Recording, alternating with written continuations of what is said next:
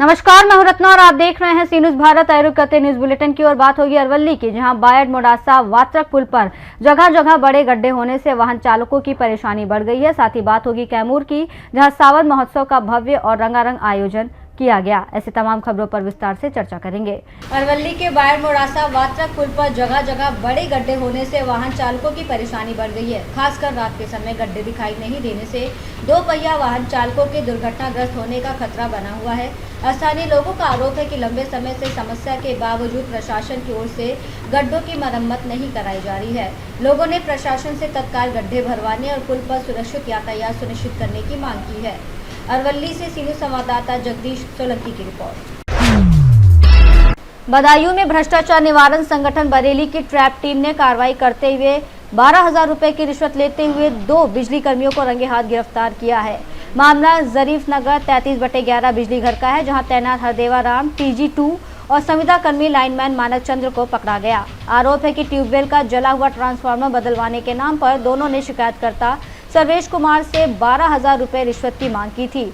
शिकायत के आधार पर ट्रैप टीम ने कार्रवाई की और दोनों आरोपियों को दोपहर 3:12 पर रिश्वत लेते रंगे हाथ पकड़ लिया। मामले में थाना सहसवार में भ्रष्टाचार निवारण अधिनियम के संबंधित धाराओं में मुकदमा दर्ज कराने की कार्रवाई जारी है। बदायूं से सी न्यूज संवाददाता अभी की रिपोर्ट। श्रावण महीने के पहले दिन वार्ड नंबर 1 स्थित सूर्यमुखी हनुमान मंदिर के पास पहाड़ी पर ग्रीन धूले पहल के तहत बड़े पैमाने पर पौधारोपण अभियान चलाया गया। इस दौरान एक ही दिन में 2500 पौधे लगाए गए। यह अभियान MLA अनूप अग्रवाल की पहल पर म्यूनिसिपल कमिश्नर नितिन कपड़ानिस, मेयर माया देवी परदेशी और कॉर्पोरेटर ललित माली के सहयोग से आयोजित किया गया। पहाड़ी पर कुल 3500 गड्ढे तैयार किए गए हैं, जिनमें शेष पौधे भी जल्द लगाए जाएंगे। पौधारोपण अभियान में म्यूनिसिपल प्रशासन के साथ SNDT कॉलेज के विद्यार्थियों, लॉयंस क्लब, विभिन्न सामाजिक संगठनों और स्थानीय नागरिकों ने भी बढ़ चढ़कर हिस्सा लिया। अभियान का उद्देश्य धूले शहर को हरा भरा बनाना और पर्यावरण संरक्षण को बढ़ावा देना है। आयोजकों के अनुसार आने वाले समय में ये पहाड़ी नेचर और स्पिरिचुअल टूरिज्म डेस्टिनेशन के रूप में विकसित हो सकती है। आज हरित दिव्याच्या माध्यमातून नगावबारी फॉरेस्ट कॉलनीच्या परिसरात जी फॉरेस्टची लँड आहे त्या ठिकाणी सर्व कॉलेजचे विद्यार्थी, नागरिक, कार्यकर्ते, महापालिकेचे सर्व कर्मचारी, आयुक्त साहेब, उपआयुक्त सर्वच या ठिकाणी उपस्थित झालेले आहेत। यांच्या सर्वांच्या माध्यमातून आज या ठिकाणी आपण 2500 झाडं लावायचा उपक्रम हाती घेतलेला आहे। जवळपास आत्तापर्यंत धुळे शहरात 5,500-6 हजार झाडं या ठिकाणी हरित दिव्याच्या माध्यमातून या ठिकाणी आपण लावलेले आहेत। आणि याच्यासाठी ललित माळी यांनी फार परिश्रम घेतले आणि गेल्या 15 दिवसापूर्वीसुद्धा या भागात मी आलो होतो, तेव्हाही खड्डे खोदायचं काम आणि वरती त्या साईडला टेकडीवर झाडं लावायचं काम ललित माळी करत होता। अतिशय चांगला कार्यक्रम या ठिकाणी आज नागरिकांच्या सहभागाने आयोजित झालेला आहे। त्याबद्दल सर्व विद्यार्थी, महानगरपालिका प्रशासनाचं मनापासून अभिनंदन करतो आणि नागरिकांना विनंती करतो काय झाडांना जगवायची जबाबदारी या परिसरातील नागरिकांनी घ्यावी। जय श्रीराम। धूले से सी न्यूज संवाददाता अनिल की रिपोर्ट। स्वतंत्रता दिवस के अवसर पर धूले ग्रामीण के फागने और मोघन गांव में हर घर तिरंगा अभियान के तहत भव्य तिरंगा रैली निकाली गई। भारत माता की जय और वंदे मातरम के नारों से दोनों गांव देशभक्ति के रंग में रंगे नजर आए। फागने में रैली की शुरुआत CS बाफना हाई स्कूल से पूर्व MLA कुणाल पाटिल की मौजूदगी में हुई। भारत माता की तस्वीर की पूजा के बाद पूर्व सैनिक भगवान सूर्यवंशी और विश्वास अहिरे का सम्मान किया गया। वहीं BJP रूरल की ओर से MLA राम भदाने की मौजूदगी में मोगन में भी तिरंगा रैली आयोजित हुई। इसमें महिलाओं, युवाओं और छात्रों सहित बड़ी संख्या में ग्रामीण शामिल हुए। MLA राम भदाने ने तिरंगे को आज़ादी, देश की शान और शहीदों की कुर्बानी का प्रतीक बताते हुए 13 से 15 अगस्त तक हर घर तिरंगा फहराने की अपील की। धूले महाराष्ट्र से सी न्यूज संवाददाता अनिल सिसोदे की रिपोर्ट। पदना प्रखंड स्थित मां विंध्यवासिनी कॉलेज ऑफ एजुकेशन में B.Ed सत्र 2025-27 के प्रशिक्षुओं द्वारा वरिष्ठ सत्र 2024-26 के प्रशिक्षुओं के लिए भावुक और भव्य विदाई समारोह का आयोजन किया गया। कार्यक्रम का संयोजन प्रोफेसर अविनाश कुमार और सांस्कृतिक निर्देशन प्रोफेसर अंशु रोशलीन लकड़ा ने किया।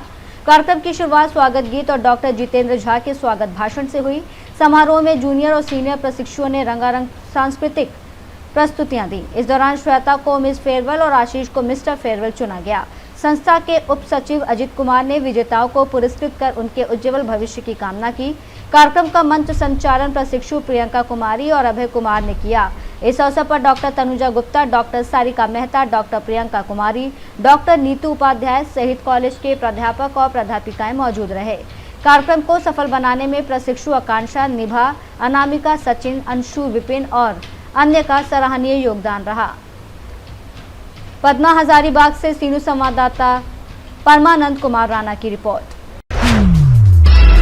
कैमूर के भभुआ स्थित के जेड होटल में सावन महोत्सव का भव्य और रंगारंग आयोजन किया गया। कार्यक्रम में जिले भर से दर्जनों महिलाओं ने उत्साहपूर्वक हिस्सा लिया। हरे रंग के परिधानों में सजी महिलाओं से पूरा माहौल सावन की हरियाली और उल्लास से सराबोर नजर आया। महोत्सव के दौरान महिलाओं ने कजरी और पारंपरिक सावन गीतों पर जमकर नृत्य किया और इसके साथ ही विभिन्न मनोरंजक प्रतियोगिताओं का आयोजन भी किया गया। जिले की महिलाओं की एक विशेष टीम हर वर्ष सावन महोत्सव और होली महोत्सव जैसे सांस्कृतिक कार्यक्रमों का आयोजन करती है। कार्यक्रम में शामिल श्रद्धा राय, नीलम भगत और उषा त्रिपाठी ने बताया कि सावन महोत्सव महिलाओं के लिए ऐसा अवसर है जहां सभी सहेलियां और महिलाएं एक साथ मिलकर खुशियां साझा करती हैं।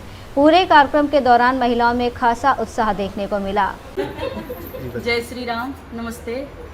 सावन की ढेर सारी शुभकामनाएं सभी बहनों को, आप सभी को।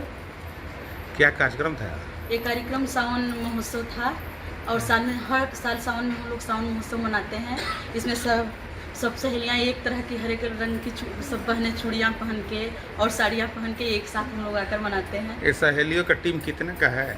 अभी तो पूरी सहेलियाँ चली गई, थोड़ा लेट हो गया ना, तो ऐसे 100-150 जी। गुलजार वाटिका में आप आइए 16 तारीख। क्या नाम बोले आप? जी, मेरा नाम उषा त्रिपाठी है, राष्ट्रीय सेविका समिति की जिला कार्यवाही। अच्छा, ठीक। जी मैडम, क्या कार्यक्रम था? आज मेरा नाम नीलम भगत है।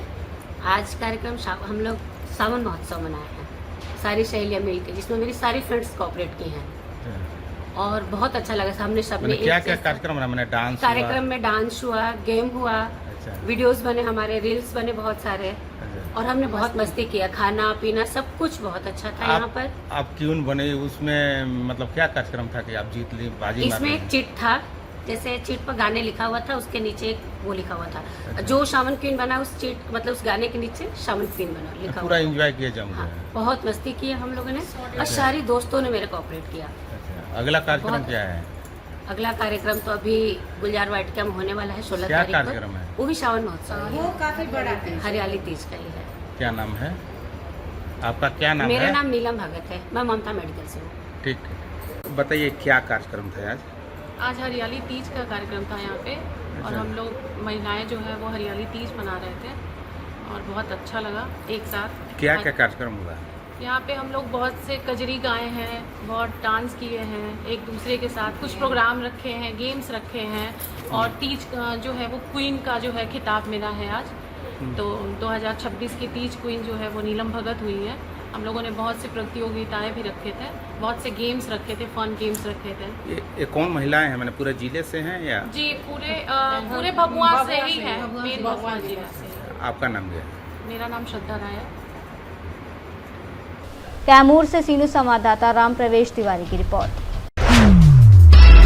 ललितपुर के विकासखंड मडावरा में कृषि विभाग की ओर से मिलेट्स पुनरुद्धार गोष्ठी का आयोजन किया गया। कार्यक्रम उप कृषि निदेशक के निर्देश पर आयोजित हुआ। गोष्ठी में अधिकारियों ने किसानों को मिलेट्स यानी श्री अन्न और मोटे अनाज के महत्व की जानकारी दी। अधिकारियों ने बताया कि ज्वार, बाजरा, रागी और सांवा जैसे पारंपरिक अनाज कम पानी और कठिन मौसम में भी आसानी से उगाए जा सकते हैं, साथ ही ये पौष्टिकता से भरपूर होते हैं। कार्यक्रम में मुख्य अतिथि ब्लॉक प्रमुख मडावरा चंद्रदीप रावत और बीजेपी मंडल अध्यक्ष मुकेश पाल मौजूद रहे। विशिष्ट अतिथि के रूप में किसान यूनियन अध्यक्ष धन सिंह कुशवाहा और इफ्को से सौरभ यादव उपस्थित रहे। इस दौरान कृषि विभाग से एडीओ अंतिम बिरला, बीटीएम संतोष चौहान, प्राविधिक सहायक मथुरा प्रसाद सहित बड़ी संख्या में कृषक बंधु मौजूद रहे। ललितपुर से सीनियर संवाददाता मयंक कुमार वैद्य की रिपोर्ट। अखिल भारतीय विद्यार्थी परिषद के नेतृत्व में विद्यार्थी परिषद के पदाधिकारियों और छात्रों ने झारखंड सरकार के खिलाफ जोरदार प्रदर्शन किया। इस दौरान कार्यकर्ताओं ने झारखंड सरकार की प्रतीकात्मक अर्थी निकाली और पुतले का दहन कर विरोध जताया। प्रदर्शनकारियों ने छात्रों पर हुए लाठीचार्ज और पेपर लीक मामले में दोषियों के खिलाफ सख्त कार्रवाई की मांग की। एबीवीपी पदाधिकारियों ने कहा कि छात्रों के साथ किसी भी प्रकार का अन्याय बर्दाश्त नहीं किया जाएगा और दोषियों के खिलाफ तत्काल कार्रवाई होनी चाहिए। कार्यकर्ताओं ने झारखंड सरकार को चेतावनी देते हुए कहा कि यदि छात्रों पर अत्याचार और दमन की कार्रवाई जारी रही तो विद्यार्थी परिषद इसके खिलाफ व्यापक आंदोलन करेगी।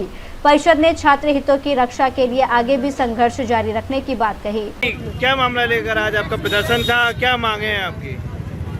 गोपाल शर्मा, जिला संयोजक ललितपुर अखिल भारतीय विद्यार्थी परिषद। जैसा कि हम सभी को ज्ञात है, झारखंड में पेपर में हुई गड़बड़ी को लेकर शांतिपूर्ण तरीके से छात्र आंदोलन कर रहे थे, जिसमें झारखंड सरकार और झारखंड प्रशासन द्वारा लाठीचार्ज की गई है, जिसके निमित्त आज हम सभी विद्यार्थी परिषद ललितपुर जिले की विद्यार्थी परिषद के कार्यकर्ता एकत्रित हुए हैं। हमारी मांग है कि पेपर में हुई गड़बड़ी में निष्पक्ष जांच हो और जो भी दोषी हैं उन पर कठोर कार्रवाई हो। आज आपने पुतला का दहन किया है, किसका पुतला था और दहन करने का कारण भी जो आपने बताया गया है, आगे और क्या कार्रवाई रहेगी आपके द्वारा? आज अखिल भारतीय विद्यार्थी परिषद जिला ललितपुर के सभी कार्यकर्ताओं द्वारा झारखंड सरकार की अर्थी निकालकर घंटाघर पर उनका पुतला दहन किया गया है। यदि हमारी विद्यार्थियों के साथ निष्पक्ष जांच नहीं होती है और जो दोषी है उन पर कठोर कार्रवाई नहीं होती है तो आज ये आग ललितपुर जिले में जो दिखी है ये बहुत विशाल आग बनने का काम विद्यार्थी परिषद करेगी। बहुत धन्यवाद। चाहेंगे जहाँ झारखंड दायित्व हमारा क्रांतिकारी कार्यक्रम है। मैं ये कहना चाहती हूँ जो शांतिपूर्वक विधानसभा का चुनाव कर रहे थे, जो झारखंड के छात्र थे, उन पे वाटर कैनन और जैसे लाठीचार्ज इस्तेमाल किया गया, इसलिए छात्र और ज़्यादा आक्रोश में आके अब हर विभाग, हर नगरों में और हर जिलों में इसी तरह आंदोलन करेंगे हम लोग, ताकि हम लोग ये बताना चाहते हैं कि झारखंड के छात्र अकेले नहीं हैं, उनके साथ हम लोग भी आज खड़े हैं। तो आज क्या किया, आज क्या प्रदर्शन में किया? सरकार का हम लोगों ने पुतला दहन किया है, जो कि भ्रष्टाचार कर रहे हैं और जैसे पेपर लीक, कई सारी समस्याओं का जैसे कि पेपर लीक हो रहे हैं और जो बेवजह जो शांतिपूर्वक मार्च कर रहे थे, विधानसभा चुनाव कर रहे थे, जिसके बाद में उसके तत्पश्चात भी वाटर कैनन और जैसे कि लाठीचार्ज किया गया, जिससे कई छात्र घायल हुए हैं। तो इस चीज़ को लेकर हम लोग यही जताना चाहते हैं झारखंड सरकार को कि झारखंड के छात्र अकेले नहीं हैं, हम सब उनके साथ हैं। ललितपुर से सीनियर संवाददाता विकास सोनी की रिपोर्ट। लोहरदगा उपायुक्त संदीप कुमार मीना के निर्देशानुसार जिले में संचालित प्रोजेक्ट पहल के तहत 10वीं और 12वीं कक्षा के विद्यार्थियों को बेहतर और गुणवत्तापूर्ण शिक्षा उपलब्ध कराने के लिए लगातार प्रयास किए जा रहे हैं। इसी क्रम में अनुमंडल पदाधिकारी अमित कुमार ने किस्को प्रखंड मुख्यालय से कुछ दूरी पर स्थित अनुसूचित जनजाति आवासीय विद्यालय किस्को का निरीक्षण किया और शिक्षकों के साथ बैठक की। बैठक में एसडीओ अमित कुमार ने कक्षा 10वीं और 12वीं के विद्यार्थियों की पढ़ाई, विषयवार तैयारी और शैक्षिक प्रगति की जानकारी ली। साथ ही विद्यार्थियों की समस्याओं, पाठ्यक्रम की स्थिति और परीक्षा की तैयारियों की भी समीक्षा की। विद्यार्थियों की शैक्षिक प्रगति सुनिश्चित हो, इसमें किसी भी तरह की लापरवाही बर्दाश्त नहीं की जाएगी। लोहरदगा से सीनियर संवाददाता नेहाल अहमद की रिपोर्ट। शिवसेना उद्धव बालासाहेब ठाकरे के नेता और विधायक आदित्य ठाकरे ने सांसद संजय राउत के साथ नासिक शहर का दौरा किया। इस दौरान उन्होंने शहर की खराब सड़कों, गड्ढों और सिंहस्थ कुंभ मेले से जुड़े कामों में देरी को लेकर नगर निगम प्रशासन और महायुति सरकार पर निशाना साधा। आदित्य ठाकरे ने मखमलाबाद रोड, अंबड़, MIDC, सतपुर और पंचवटी इलाकों में गड्ढों वाली सड़कों का निरीक्षण किया और स्थानीय नागरिकों से बातचीत की। उन्होंने आरोप लगाया कि सड़कों पर गड्ढों की वजह से हुए हादसों में 6 नागरिकों की मौत हुई है। साथ ही सिंहस्थ कुंभ मेले से जुड़े इंफ्रास्ट्रक्चर के कामों में देरी पर भी नाराजगी जताई। इस दौरान शिवसेना उद्धव बालासाहेब ठाकरे गुट की ओर से 17 अगस्त को नगर निगम की खराब सड़कों के खिलाफ बड़ा मार्च निकालने का ऐलान किया गया। आदित्य ठाकरे ने पार्टी कार्यकर्ताओं, नेताओं और आम लोगों से मार्च में शामिल होकर सरकार को जवाबदेह ठहराने की अपील की।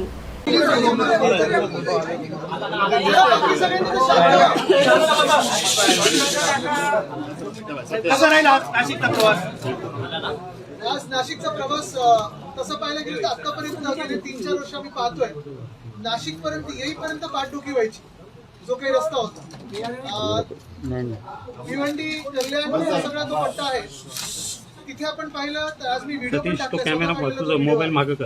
आपण खूप वेळा म्हणतो की आपण नाशिककडे इंडस्ट्री खेचणार मुंबई नाशिक जो काही रस्ता आपण करतो त्याच्यामुळे ते लॉजिस्टिक्स हब किंवा असं सगळं काही, पण मुळात आज पाहिलं तर परिस्थिती काही बदललेली नाही। गेल्या 4 वर्षांमध्ये कदाचित खड्डे वाढलेले आहेत आणि पुढे समृद्धीवर आल्यानंतर देखील पॅचवर्क तर समृद्धीवर पण सुरू झालेले आहे। जो रस्ता आता 4 वर्षापूर्वी उद्घाटन झालं, 3 वर्षापूर्वी उद्घाटन झालं. जे रस्ते आम्हाला वाटायचे नाशिकमध्ये चांगले आहेत, जे डांबरी रस्ते होते, 2 लेन असतील पण चांगले रस्ते होते, तेही खराब झालेले आहेत. आज अंबड MIDC असेल किंवा इतर सगळे जे काही लिंक रोड वगैरे आम्ही आलो, आज परिस्थिती हीच आहे. सगळ्या नाशिककरांना मला हे विचारायचं आहे की रस्त्याची कामं सुरू झाल्यापासून मी सगळीकडे जिथे जिथे थांबत होतो, कोण ट्रॅफिकमध्ये अडकलेला, कोणी तिथे आजूबाजूचे दुकानदार असतील, कोणी रहिवासी असेल, कोणी विद्यार्थी असतील, येऊन मला सांगत होते की आधीचे रस्ते साहेब चांगले होते, 5-6 महिने आम्ही जो काही पाहतोय धुमाकूळ घातलाय कॉन्ट्रॅक्टरने सगळीकडे, एवढा भयानक प्रकार चालू आहे. बरं, काल माझी यादी रस्त्याची कुठे कुठे मी जाणार हे सांगितल्यानंतर फटाफट तिथे JCB रस्ते आहेत, कामं सुरू झालेली आहेत. पण कॉन्क्रीटचे रस्ते देखील बनवत असताना काही लेवल आपण पाहतो काही ठिकाणी एवढी उंचवलेली आहे की ते पाणी जाऊन आजूबाजूच्या घरांमध्ये किंवा इंडस्ट्रीमध्ये साचणारच आहे, तुंबणारच आहे. तर ही अशी परिस्थिती आपण नाशिककरांसाठी पाहतोय, ह्या भाजपाने करून ठेवलेली आहे. 17 तारखेला संजय राऊत साहेब स्वतः इथे मोर्चा काढणार आहेत. हजारो नाशिककरांना मी आवाहन करतोय की आपण या याच्यात मोर्चात सामील व्हा. कुठच्याही पक्षाचे आपण प्रतिनिधी असाल, कुठल्याही विचारधारेचे आपण नाशिककर असाल, पण मला वाटतं सगळी विचारधारा बाजूला ठेवून नाशिकसाठी सगळ्यांनी एकत्र येणं गरजेचं आहे आणि हे आंदोलन करणं गरजेचं आहे. कारण ही परिस्थिती फार भयानक आहे. ही परिस्थिती अशी राहिली पुढचे 3-4 महिने. आज चाकणची आपण बातम्या पाहिलेली आहे, नाशिकमधून पण इंडस्ट्री अशीच निघून जाईल आणि नाशिककर देखील स्थलांतरित व्हायला पुढे मागे पाहणार नाही.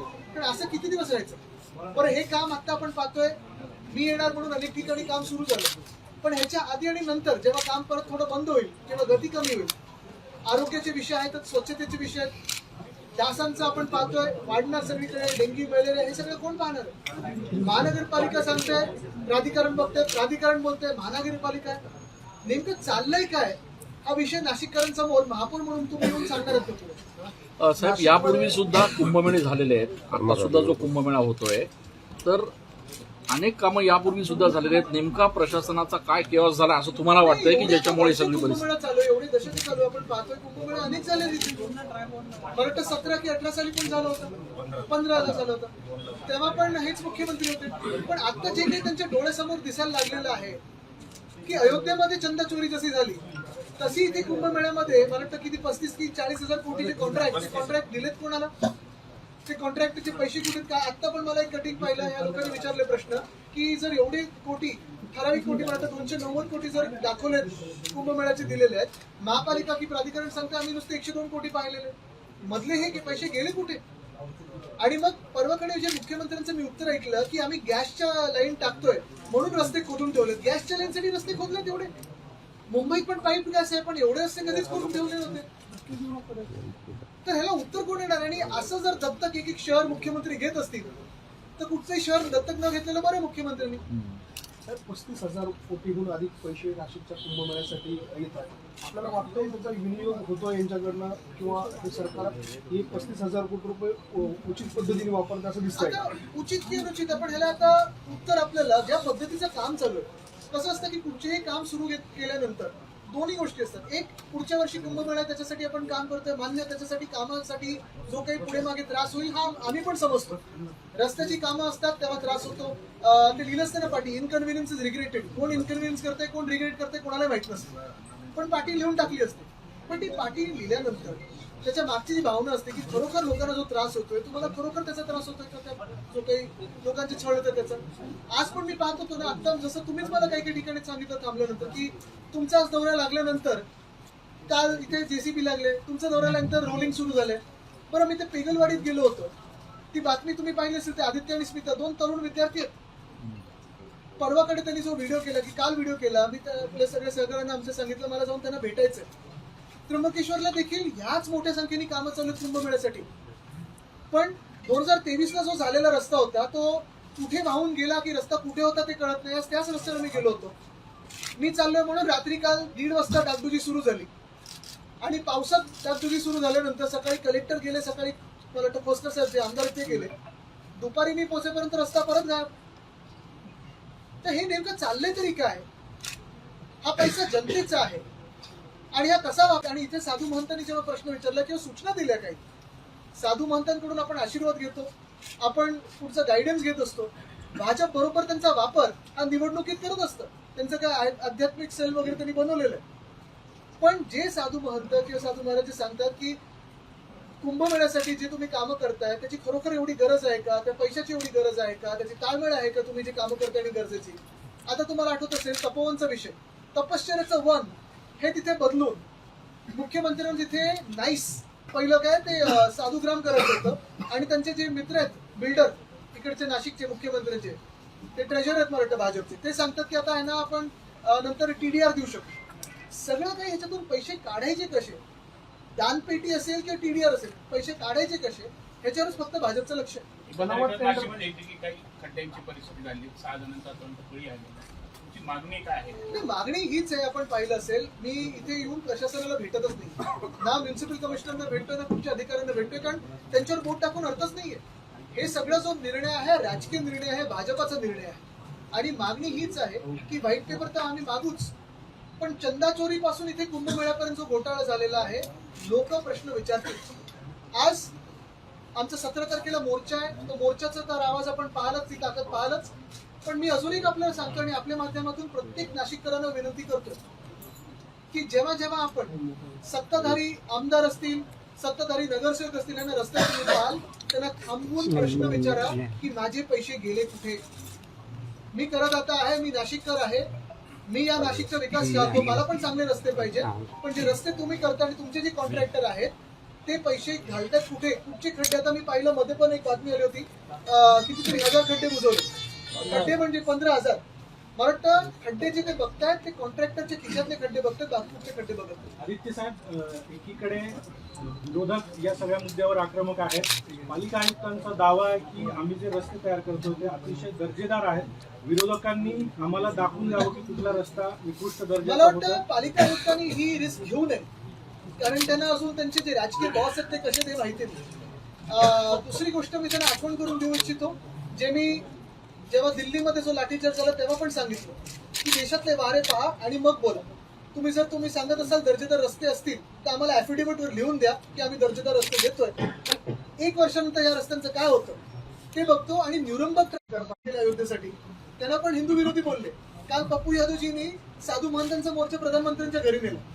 जिथे जिथे प्रश्न विचारतात ना तेव्हा भाजपला ती नौटंकी वाटते, कारण भाजपची ही प्रथाच आहे की प्रश्न कोणी विचारू नये. भ्रष्टाचार किती केला तर प्रश्न विचारतो. साहेब, कुंभमेळ्याच्या तुम्हाला सांगा ना अशी प्रेस कॉन्फरन्स भाजपच्या नेत्यांकडून अपेक्षित आहे.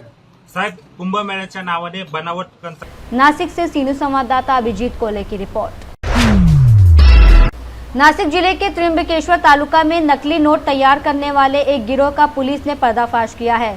तलेगांव शिवार स्थित एक बंगले में नकली नोट तैयार किए जाने की गुप्त सूचना पुलिस को मिली थी। सूचना के आधार पर नासिक ग्रामीण स्थानीय अपराध शाखा, नासिक शहर पुलिस और त्र्यंबकेश्वर पुलिस की संयुक्त टीम ने फॉरेंसिक टीम के साथ बंगले पर छापा मारा। कार्रवाई के दौरान पुलिस ने 5 संदिग्ध आरोपियों को हिरासत में लिया है। इनमें तेलंगाना के 2 और नासिक जिले के 3 लोग शामिल हैं। पुलिस के अनुसार आरोपियों के कब्जे से 9,75,000 रुपए की नकदी, 500 रुपए मूल्य के 1,950 असली नोट के आकार में तैयार किए गए कोरे कागजों के बंडल, नकली नोट बनाने में इस्तेमाल होने वाले केमिकल और अन्य सामग्री बरामद की गई है। इसके अलावा मोबाइल फोन और एक 4 पहिया वाहन भी जब्त किया गया है। फिलहाल त्र्यंबकेश्वर पुलिस मामले की आगे जांच कर रही है। नासिक महाराष्ट्र से सीनू संवाददाता संजय जाधव की रिपोर्ट। बावल क्षेत्र के गांव सावन में एक पुराने और करीब 100 फीट गहरे कुएं से युवक का शव मिलने के बाद हड़कंप मच गया। शव मिलने की सूचना पर पुलिस मौके पर पहुंची और रेस्क्यू ऑपरेशन शुरू किया गया, लेकिन कुएं में जहरीली गैस होने की आशंका के चलते रात में रेस्क्यू रोकना पड़ा। अगली सुबह पुलिस और फायर ब्रिगेड की टीम ने संयुक्त रूप से रेस्क्यू ऑपरेशन शुरू किया। कई घंटे की मशक्कत और सुरक्षा इंतजामों के बाद शव को करीब 100 फीट गहरे कुएं से बाहर निकाला गया। शव की पहचान सावन गांव निवासी जसवीर के रूप में हुई। युवक की मौत की खबर मिलते ही परिवार में कोहराम मच गया और गांव में मातम का माहौल छा गया। फिलहाल पुलिस को परिजनों या किसी अन्य पक्ष की ओर से कोई लिखित शिकायत नहीं मिली है। शव को पोस्टमार्टम के लिए नागरिक अस्पताल की मॉर्चरी में रखवाया गया है। पुलिस पूरे मामले की जाँच कर रही है। चरण सिंह, सरपंच रिप्रेजेंटेटिव गांव सापन। सर, आपके गांव के कुएं में कोई डेड बॉडी मिली, क्या है थोड़ा? ये गांव का ही एक जसवीर नाम का व्यक्ति है और जो कुएं में डेड बॉडी जिनकी मिली है उससे हम पहचान भी रहे हैं। प्राइम फेस और बॉडी से नाम से आइडेंटिफिकेशन से पहचान रहे गाँव का जसवीर है। अब कैसे क्या हुआ है हादसा, अभी कोई इस चीज़ का कुछ इन्वेस्टिगेशन का पार्ट है कि कानून कार्रवाई उतने टाइम में क्या हो सकता है, कैसे हुआ है, वहाँ पे वो पुलिस का जैसे साक्ष्य मिले उस हिसाब से कार्रवाई। परिवार में कौन कौन थे? परिवार में माता पिता दोनों पहले एक्सपायर हो गए। एक इनका छोटा बच्चा है 7-8 साल का, और इनकी मिसीज है इनके एक, वो थोड़ा सा अनसाउंड माइंड भी है, और वो उस टाइम मौके पे आज लगभग 5-7 दिन पहले वो अपने पीहिर में अपने मायके गई हुई थी, अपने किसी शिवरात्रि के पर्व से पहले ही जी। तो परिवार में यहाँ पे कोई नहीं था, ये अकेला ही था यहाँ घर पे। तो एक बेटा है वो बहन के घर पे गया हुआ था, और बहन शिवरात्रि के घर आई थी, और उसने गांव में आकर ये कहा भी कि भाई फलाने मेरे भाई को जसवीर को किसी 2-3 बंदों से पूछा भी है देखा क्या, तो किसी ने कोई बताया नहीं, भाई देखा तो नहीं है। और अमूमन शराब थोड़ा पी लेता था, पर ऐसा नहीं था कि पता नहीं कोई मिले ना। ये पहला ही इंसिडेंट था कि उनके परिवार को ढूंढना, और बहन बेचारी आई भी शिवरात्रि पे और फिर आके ना मिला तो चली भी गई। तो जैसे किस तरह का कार्य करता था ये जसवीर? ये मेहनत मजदूरी का काम करता था अपना जी। भाई जैसे कोई बेलदारी का काम या कोई और रंग पेंट का काम, मेहनत मजदूरी का काम करता था। एक सावन गांव में एक कुएं में एक डेड बॉडी मिली है, क्या पूरा माजरा था?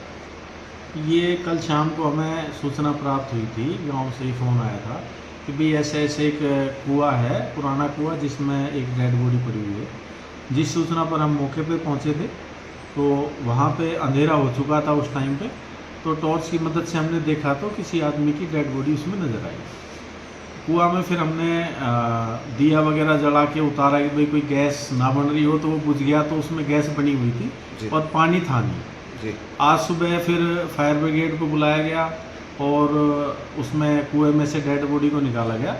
तो वो एक गांव साबन का ही जसवीर सन ऑफ दयाराम है, जो साबन का रहने वाला है, और वो उसकी आइडेंटिफाई हुई है कि भाई ये बॉडी उसकी है। क्या बैकग्राउंड था, क्या कैसे ये हादसा है या कोई घटना है? गांव वाले ये बता रहे हैं कि भाई ये ड्रिंक करने का आदी था, और इसके परिवार में इसका ना तो माता पिता है ना कोई भाई है, बहनों की शादी हो चुकी थी और इसकी पत्नी अपने मायके गई हुई थी। तो 5-7 दिन से वैसे ही घूम रहा था और ड्रिंक करता था, तो मतलब शराब पीने का आदी था। किसी के साथ कोई रंजिश वगैरह? नहीं, अभी कोई ऐसी बात सामने नहीं आई कि भाई कोई रंजिश हो।